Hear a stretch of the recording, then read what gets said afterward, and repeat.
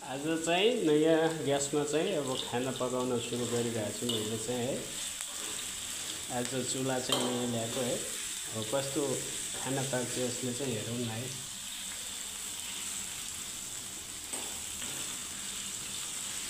भर्खरै जोडेको छु।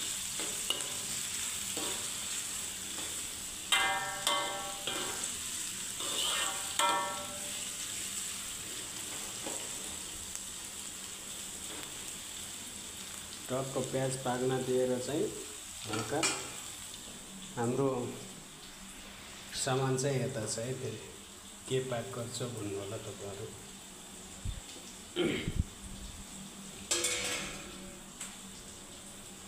यो चाहिँ आलु र फुलकाउलीमा चाहिँ हामीले के खाने, आज मासु खाने।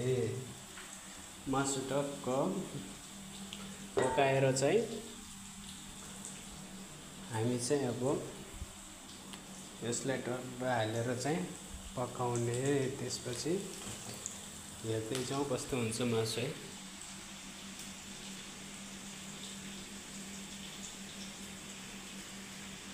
हाम्रो सब्जी ठिक भइसकेको छ है। तपाईहरु अब हेर्न सक्नुहुन्छ।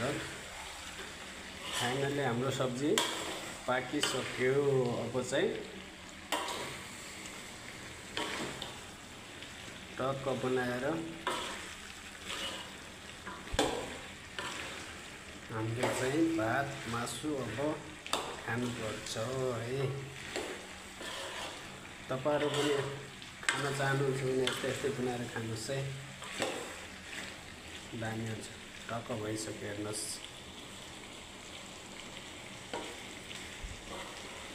आलु फुलकोपी